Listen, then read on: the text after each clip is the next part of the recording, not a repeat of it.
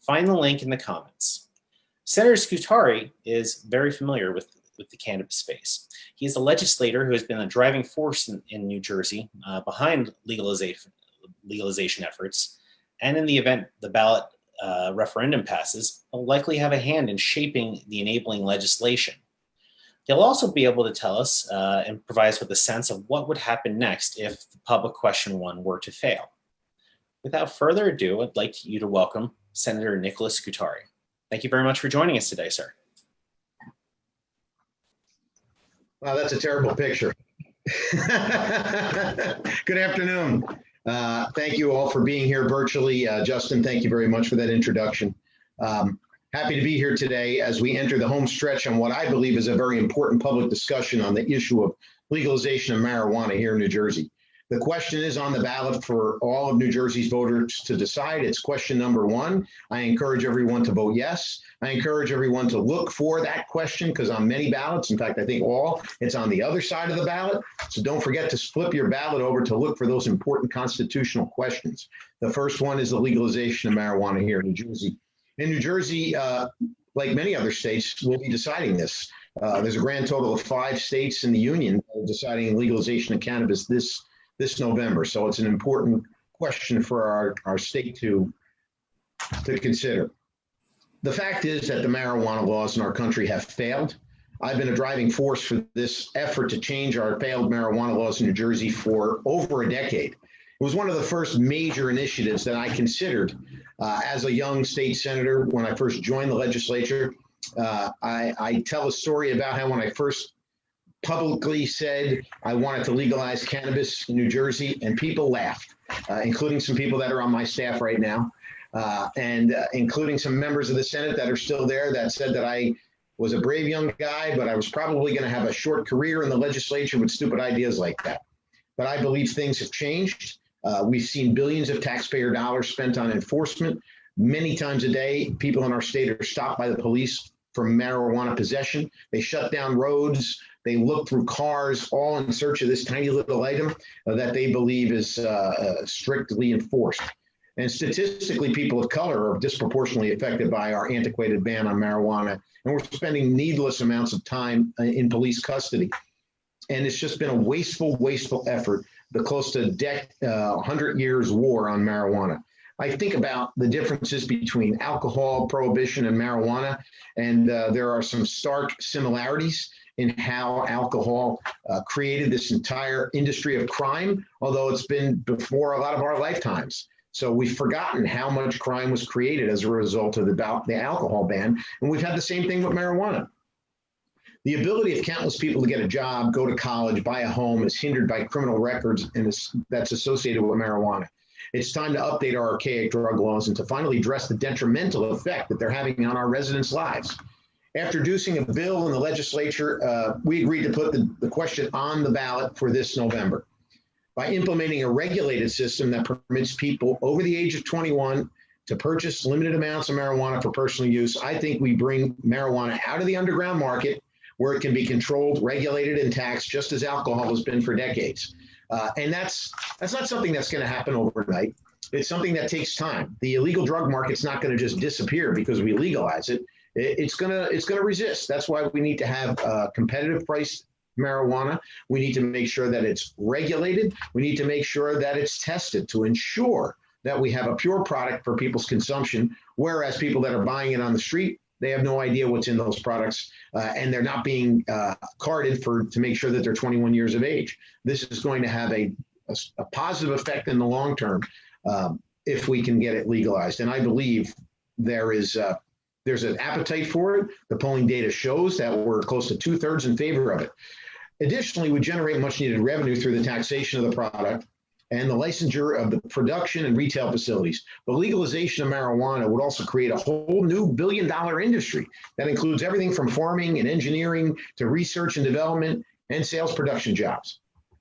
This will be a long-term process. This isn't going to happen overnight, but we begin to have a very serious discussion about reversing our punitive marijuana laws in this state. And that discussion has been going on since I've been in the legislature, and I think the definitive point will be hopefully next week when people stand up and be heard that we need to have this thing brought out of the black market and into the bright sky. As a former prosecutor and a current one, I've seen the effects of this so-called war on marijuana. And in New Jersey, we spent over $100 million a year enforcing these failed laws. Our residents are being incarcerated. They're carrying permanent criminal records because of arrests for marijuana crimes, which are completely unnecessary. Regulating the sale and consumption of marijuana in New Jersey would not only benefit the state financially, but it would mean a safer and more responsible way of treating this drug and a more humane way of treating our residents. And it would also allow law enforcement, many of which are contending with limited resources, to save millions of dollars each year and to rededicate their efforts to areas where they're most needed.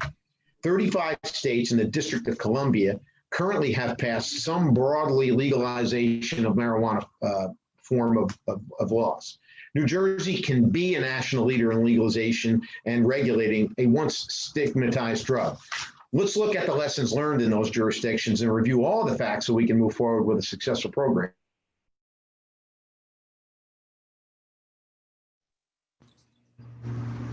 Less interactions with police are less people locked up for small possessions. And that's what we're talking about. That's why legalization is so important, more so than just decriminalization, because that doesn't get rid of the interactions with the police. The diversity in the marketplace and the increased tax revenue are all good things. That's why we all need to vote yes on question 1 next week. And now, as you're considering your ballots, don't forget to turn them over. I firmly believe that this is the right way for New Jersey to go. I'm happy to be here today and answer questions. Thank you, Justin. Thank you very much, Senator. So could you take us through what the next steps would be in the event of legalization, specifically legislatively and administratively? What's going to happen? Is it as simple as turning a switch and now cannabis is legal and good times for all? What's actually going to happen? Well, the first thing we need to do is pass enabling legislation, which we are preparing to do right after the certified elections. We want to have that done within the same month of November that we have the legalization passed.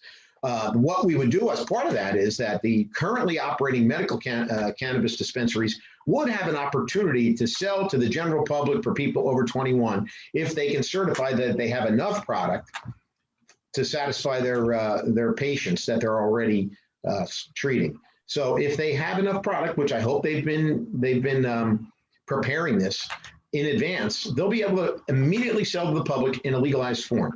That does not allow people to go out and buy illegal drugs on the street, but we are also moving a companion piece of legislation that would decriminalize those actions as well for now. But I can tell you that after the legalized market has fully matured, the strictness for which people are arrested for illegal marijuana will continue to be. So people will not be permitted to get marijuana from illegalized sources or homegrown or anything like that at this point. That's something that we could probably address in the future, but right now that's not going to be part of the legislation. So we're going to have first enabling legislation and decriminalized legislation passing, hopefully within the next same month that we get these election results certified. So now we might be able to flick the switch and people might be able to get marijuana legally right after the vote. Okay. Well, one of my questions regarding the enabling legislation is that when efforts were made previously, the bill was staggering. It was 160 pages at one point.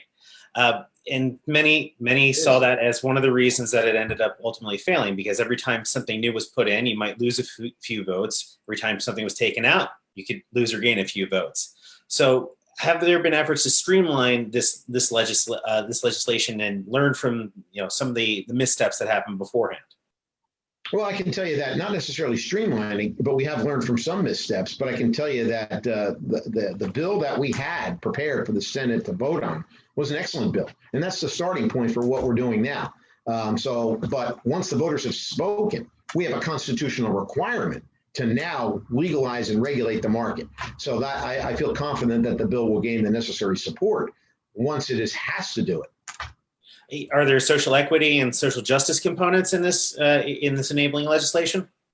Absolutely. They were in there already, and they will continue to be part of that bill, hopefully allowing for people a better opportunity to be involved in this slowly maturing market and have them have an opportunity to be involved in business.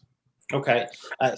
Will that allow, for example, folks who may have been incarcerated or had a cannabis prosecutions on their record, will they be able to then operate in the industry? Yeah, they won't be shut out of the industry for the because of the fact that they've had those certain types of records. So no, yeah, absolutely, they will not be shut out of that. In fact, probably, and from my experience visiting other states and jurisdictions, some of the people that are the most informed about cannabis are people that have been long-term users, long-term growers. So they're already a couple steps ahead from regular farmers, people that have been growing cannabis or consuming cannabis for years and years. You wouldn't believe the amount of information that these bud tenders and sellers in other jurisdictions have with respect to the cross-pollination, the cross-straining, the growing, the cannabinoids that are part of the strains of marijuana, what they do. THC is not just the only cannabinoid that's relevant with respect to marijuana. There's a lot of other components. And this is going to be a great opportunity for us to study this product and its long-term uses. Thank you. So there are still, despite polling showing a very a significant majority in favor of legalization, there is still a healthy opposition to this. So what do you say to those estimated 35% of folks who are still concerned that this is a bad idea, that it'll make cannabis more accessible to children, and police will have to deal with more DUIs on the road? Well, I can tell you to look at the other states that have done it. Look at Colorado. They've actually had an incident of DWIs go down. There's no history. In fact, people that are under the influence of marijuana right now, it's illegal already. People think that that's going to be some great increase of people driving on the road under the influence of marijuana. That's already illegal. And the statistics have shown that states that have legalized adult use cannabis have had a decrease in adolescent usage of cannabis. So the statistics speak for themselves. I was speaking to somebody about up in Massachusetts just over the weekend about their new adult use program, and all the concerns, all the worries, all this sky is falling stuff that people thought about did not come to fruition up there. So the thing that I like to tell people, first of all, if people don't believe in cannabis, then don't use it. I'm not here to encourage people to utilize cannabis. This is a recognition that people use cannabis. No matter what we say, no matter how many laws we passed, people continue to use it. So this is a recognition of it, and getting forward, moving forward with a regulated industry, so people can ingest products that are safe and create a whole industry. I mean, if we reversed course and made alcohol illegal, what would that do to our economy? It wouldn't be a good thing. No one's suggesting people drink alcohol, but I have to tell you, a lot of people do. Right. So when it comes to the enabling legislation that would be put forward, what are your top three priorities in that bill? Well, my top priorities are getting it done. Let's get it passed. The top priority is to get it passed, and secondly, let's get it passed quickly. It's not like we didn't know this was coming. So we've already got a draft that we're continually working on right now. We're working with co-sponsors. We're working with the governor's office. We want to be able to get this thing passed quickly.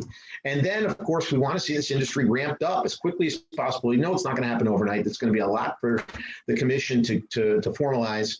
But there are certain things that we can do to kind of start the process right away. We've already made a very competitively taxed product, which is going to help us to take away the business model of the black market, because that's not going to go away overnight. Drug dealers aren't going to say, "Hey, it's legal. You can get it on Main Street. I'm going to stop selling it. I'm going to stop growing it." They're not going to do that. They're going to continue to try to compete with the regulated industry, and we have to make it as competitive as possible. And some people that are already in that space, they may be able to come into the regulated market. They're not going to be discriminated against if they get their ducks in a row. So those are the things that we need to get happening. And then finally, one of the most important things I think is to allow people to buy legal cannabis immediately. So my hope is that the medical dispensaries are going to get up to speed, if they're not already, to sell to the adult over 21 market right away. Okay, thank you. And just following up on that, when you say that you're looking to have this open up the industry as much as possible, does that mean that you're going to be letting really the commission decide what the right number when it comes to licensing? Is that going to be set out in legislation? If you could elaborate on that. That's one of those topics of discussion, as you said, which would be problematic for the legislation, I believe. Knowing exactly, I mean, I don't know what the right number is. I mean, an appropriate analysis with respect to usage and population centers is going to be within the commission's consideration. But for sure, we're going to put language in there to make sure that there's an adequate amount of product, because we want the product to be affordable for our citizens and citizens from other states that might want to come in and stay a couple of days and utilize our product. We're hopefully going to be ahead of our neighboring states, but I know that they're moving quickly now that they see we're moving. So we want to get ahead of that so we can grab a quick market share. So keeping the product competitively priced and also making sure that there's a diversity of products. We don't want it to be like our medical is right now, where there's only certain products that are available. We want there to be as many products available as that the industry believes they can sell. As long as they're only selling to over 21, as long as it's product packaged properly and it's labeled properly, then there's no reason why they can't. I mean, there's no stoppage of what kind of alcohol can be sold. I mean, they sell all sorts of seltzers and sodas now infused with alcohol, but we make sure that it's only sold to people over 21. And we're going to do the same, and we're going to encourage the same in the cannabis space. Thank you. One of the things you said earlier is that, with enabling legislation passing, you want to make it a turnkey solution for dispensaries that have adequate supply to be able to sell to the adult use market. But, one of the things that we frequently see in the Garden State cannabis space, the medical program still runs into issues providing adequate supply just to the patients who are enrolled in the program and being able to meet that supply. On top of that, they also still face very high prices, some of the highest in the nation when it comes to medical cannabis. For New Jersey, most of these dispensaries are charging about $60 for an eighth, and you look in Connecticut, it's about half of that. So, aren't we going to be likely expecting at least several months sort of interim before any adult use sales could theoretically happen? Well, let me say this to you. You're right. I mean, we've overregulated our medical marijuana market already. I mean, we did it out of an abundance of caution, and it has clearly increased the price point of the product. And as we move into the adult use market, we got to make sure we don't make those same mistakes. And we've got to deregulate some of these overburdening regulations. And I'm open-minded and listening to the currently constituted license holders to make sure that we can get that product out quicker at a more reasonable price to bring down their cost point so they can sell it at a more reasonable price. And I think competition is going to help that for sure. But in addition to that, hey, listen, I want them to be producing more product. There's no excuse for them not to be producing more product when they know that we're having legalization and they have known that they're going to get a leg up on the rest of the competition as soon as it passes. If people want to buy a Chevy, they don't run out of cars at the dealership. That's a great problem to have. Make more. Get more out the door. I mean, when do you go to a bakery and they run out of donuts? They're going to bake as quickly as they can because they want to sell them, because they want to make products. I mean, it's no excuse that they're running out of product if they have. I mean, it's a simple micro and macro economy class, right? Thank you. Yeah. People that want to buy, produce more so you can sell it. Now, as you said, people want to, be able to sell their wares, sell their baked goods. They do so.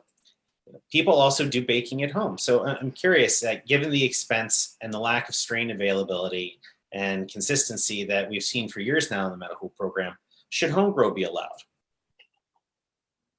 Specifically for medical patients at first. You know what? Should it? Yeah, probably sometime. I wouldn't be personally against it, but I can tell you with all honesty, that's not going to happen right now. Okay. It's just not going to happen because the policing of homegrown is just virtually impossible. If you've gone to other states, until there's a national solution to this, you're not going to see that allowed here in New Jersey because of just all the discussions that I've been involved in. You go out to other states. Really the politics of the situation? Well, it's more than that. It's the politics of it, and then it's the concern about flow into the black market, right? You go out into Colorado and they have 6 plants that they can grow. But then my mother wants 6, I can grow 6 plants for her and 6 plants for my brother. Now I'm growing 18 plants. What am I doing with all that product? We're not using it. We're baling it up. We're sending it to Nebraska where it's illegal. We don't want to be part of that continued black market scheme. It's just impossible for the police to go into somebody's garden, counting tomato plants and counting the plants that they have. It just, there's 7 here, not 6. It's a virtually impossible system to police. After there's a national solution to this problem, which I'm hopeful that there will be at some point in time. After we have a fully mature marketplace, then I think you'll see us at some point in time, and I'll be in favor of legalizing homegrown, but it's not now. Okay. I think I have one more. I have a question from a reader before we have to move on to our next segment. Any thoughts on the pending litigation from the 2019 licensing round and how that may impact the adult use market? This comes from Scott Kogan. I tell you what's unacceptable. I'm not happy with it. I'm not pleased with it. We should have had this resolved already. My personal opinion, and I'm not in the administration, is they should have just scrapped it and rebid the entire thing. There was concerns with the corruption of data that was flowing into the department when those bids were made. So then you have two aggrieved parties, right? You have the parties that were successful, they want to get going, and the parties that didn't get an opportunity to compete, and they weren't happy. So you've got nobody happy in this, and we have no new dispensary. So it's just, it's very disappointing, and that's got to get resolved right away. And that's unacceptable. All right. Senator Scutari, thank you so much for your time today. I appreciated this discussion, and I'm sure our viewers did as well. I'm glad. Thanks so much. Don't forget to flip those ballots over. Don't forget to tell your neighbors the election's going on right now.